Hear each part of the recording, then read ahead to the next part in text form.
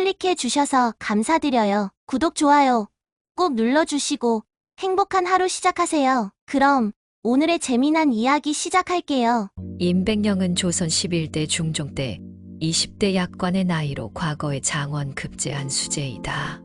그는 곧장 홍문관 부수찬으로서 한림학사가 되어 출세의 지름길에 발을 들여놓았는데 우연히 옥매라는 기생을 사랑하게 됨으로써 처음부터 살벌한 정쟁의 한복판에 휩쓸리지 않을 수 없는 운명이 되고 말았다. 임백령이 옥매를 처음으로 본 것은 과거에 급제하고 왕을 뵙는 자리에서였다. 대신들이 벌려 서 있는 사이로 걸어 들어가 왕에게 절하고 어사와 꽃을 받아 돌아 나오는데 들어가고 나올 때 장학원 이생들이 축복의 노래로 지화자를 불렀다.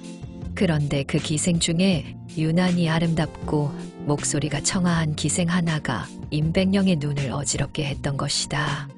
그 기생을 두 번째 본 것은 고향 선배와 친구들이 마련해준 축하 연회서였다. 향기로운 술과 맛있는 음식에는 관심이 없고 오로지 그녀가 그 자리에 나와 앉아 있다는 사실만으로 임백령의 가슴은 터질 듯이 벌렁거렸다. 이윽고 그녀가 곁에 와서 술을 따라줄 때 임백령이 수작을 붙였다. 이름이 무엇이냐? 옥매라고 합니다. 나이는?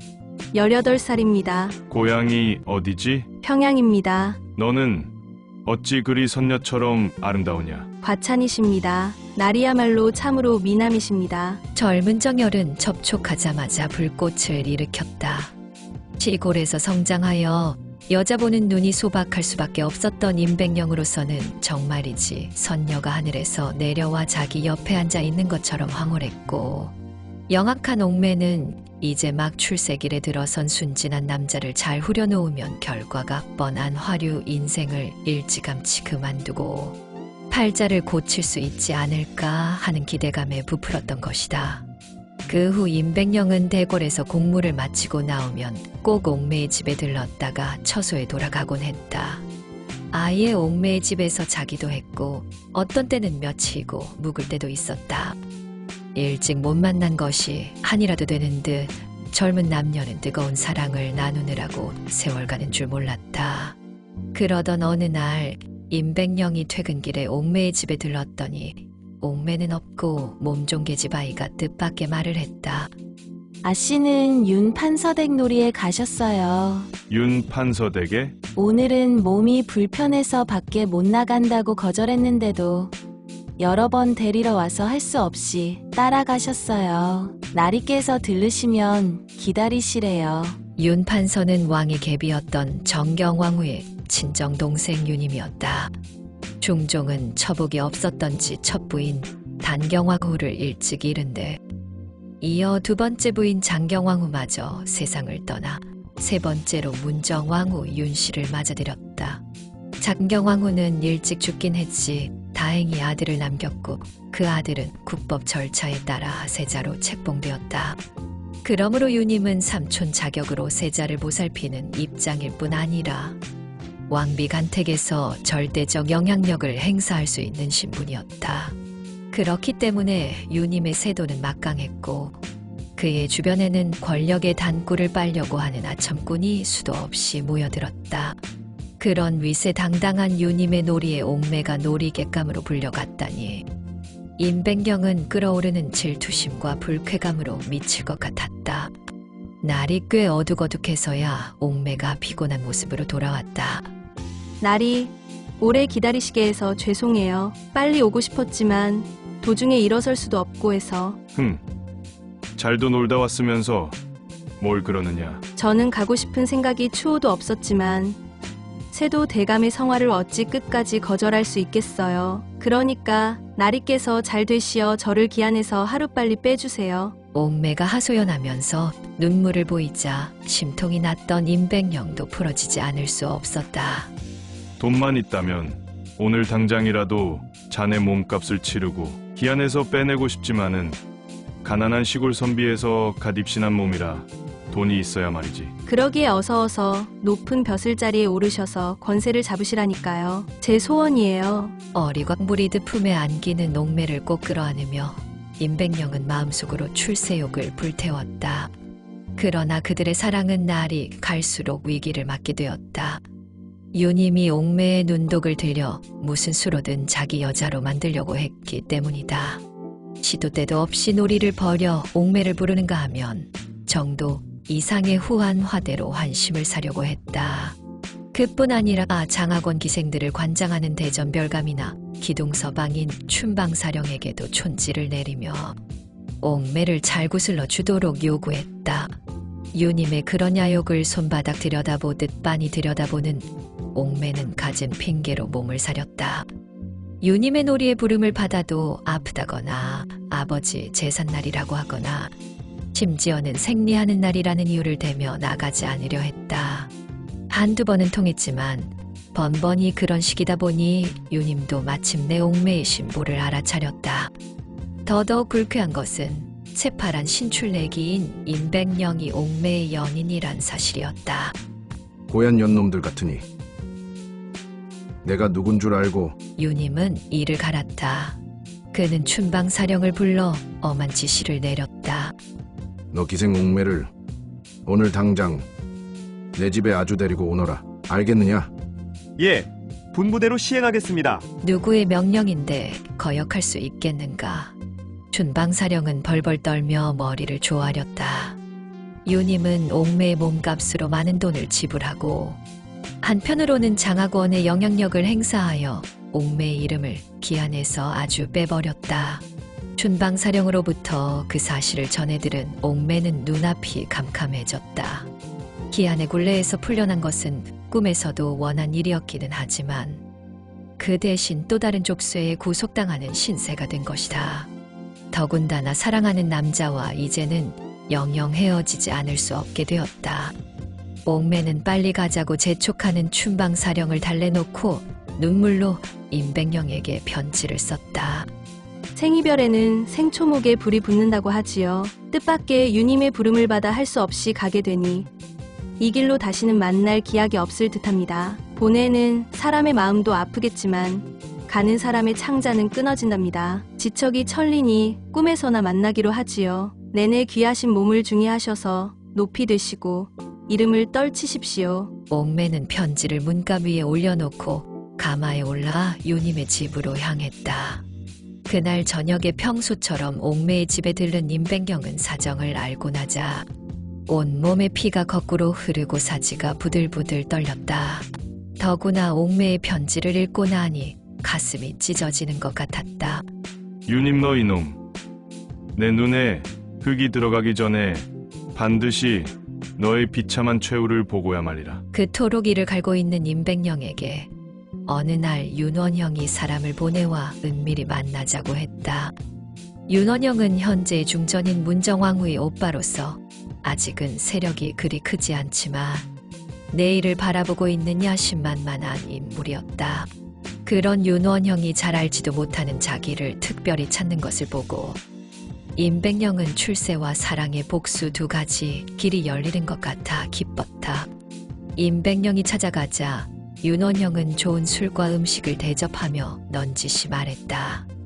이막사 같은 유능한 인재는 장차 나라의 기둥이 될 것이므로 내가 중전마마께 적극 추천하여 크게 쓰도록 할 테니 앞으로 자주 찾아오시오. 저 같은 사람을 그렇게 인정해 주시니 감사합니다. 그런데 듣자니까 유님이란 자가 노영한테 아주 못할 짓을 했다지? 아니, 그 이야기는 어디서 들으셨습니까? 온장한 사람이 다 아는 사실인데 내가 왜 모른단 말이오. 제 아무리 세자의 외삼촌이지만 어찌 그런 짐승 같은 짓을 할 수 있담. 그러나 저러나 얼마나 분하오? 분하면 어쩌겠습니까? 상대는 날아가는 새도 떨어뜨릴 정도로 새도가 떠르르하고 저는 한 유생에 불과하니 말입니다. 낙심하지 말고 훗날에 대비하시오. 내가 적극 도울 것이니.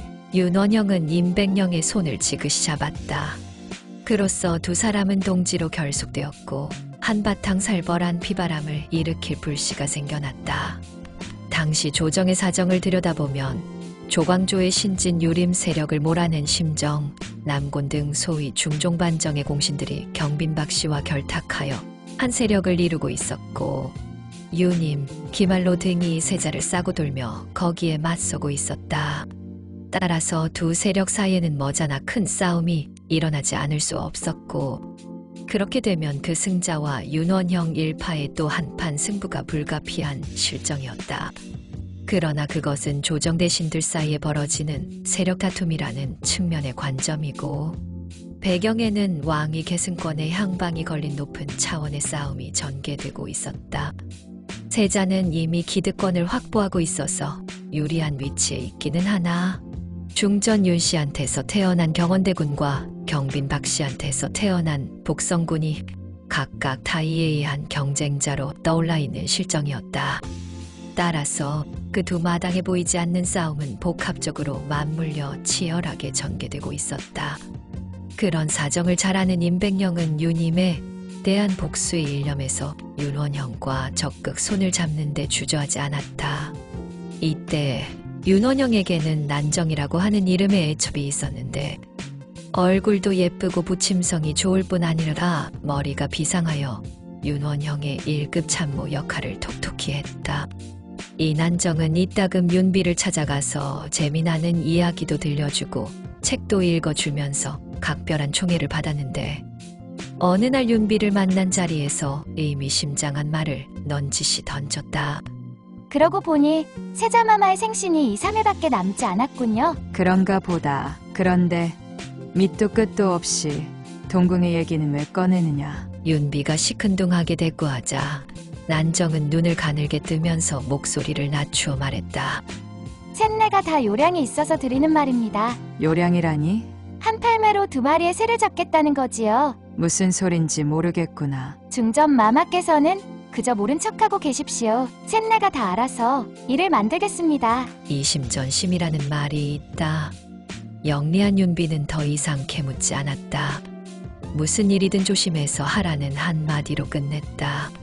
세자의 생일날 동궁에서는 깜짝 놀랄 일이 벌어졌다.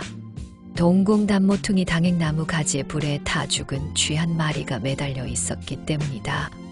생일을 맞은 세자한테 누가 저주의 주술을 걸었다는 것이다. 온 대궐안이 발칵 뒤집혔고 설왕설래 끝에 그 혐의는 결국 경빈 박씨한테 돌아갔다. 그럴 수밖에 없는 것이 경원대군은 아직 10살짜리 어린애인데 비하여 복성군은 이미 장성한 나이로서 만약 세자가 주술에 걸려 죽는 경우 세자 지위에 계승해서 상대적으로 유리한 위치에 서기 때문이었다.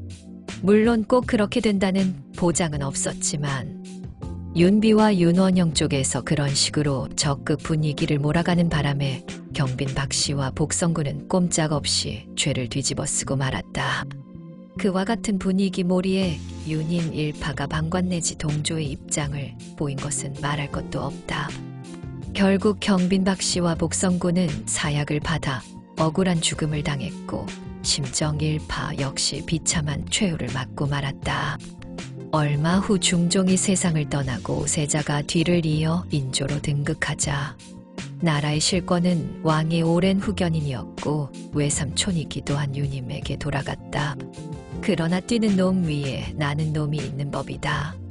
윤임이 세상을 한 손에 넣고 기고만장해 있을 때 윤원형, 임백령 일파는 암암리의 세상을 뒤집어 놓을 계략을 수립하고 추진했다.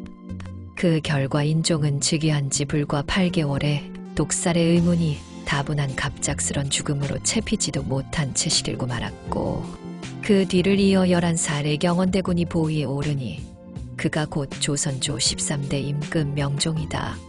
왕이 어리기 때문에 대비 윤씨가 수렴 청정을 하게 되었다. 그러니 조정 실권이 송두리째 윤원형의 손에 들어가게 된 것은 물론이다. 그 같은 세상의 뒤바뀜을 누구보다 기뻐한 사람이 임백령이었다. 그토록 이가 갈리는 사랑의 원수 윤임에게 복수할 기회가 마침내 찾아온 것이다. 인과응보라고 해야 할지 모른다. 어쨌든 윤임은 역적으로 몰려 그의 일족은 참화를 모면하지 못했다. 남자는 모조리 죽고 여자는 관청의 계집종이 되었다. 그 무렵의 어느 날 윤원형이 특별히 임백령을 자기 집으로 불렀다. 난정이 솜씨껏 장만한 주안상을 앞에 놓고 건배를 하면서 윤원형이 말했다. 오늘의 이 모든 것이 임대감의 공이오. 내 그 고마움을 갚는 뜻으로 특별한 선물을 하나 할까 하니 받아주시겠소? 선물이라니요? 보시면 알 것이오. 윤원영은 그렇게 말하고 뒤를 돌아보며 이리 나오너라. 하고 불렀다. 그러자 병풍 뒤에서 한 아리따운 여인이 나오는데 임백령이 무심코 쳐다보니 꿈에도 그리던 옥매가 아닌가. 아니, 임백령은 하마터면 술잔을 떨어뜨릴 뻔했다. 나리, 그동안 안녕하셨습니까? 차분히 절을 하는 옥매의 눈에서는 눈물이 비오듯 흘렀다. 사랑의 달콤한 열매가 맺기도 전에 쓰라린 이별의 슬픔을 겪어야 했던 두 사람은 우여곡절 끝에 그처럼 극적으로 만난 것이다. 어떤 의미로나 사랑의 힘은 위대한 법이다.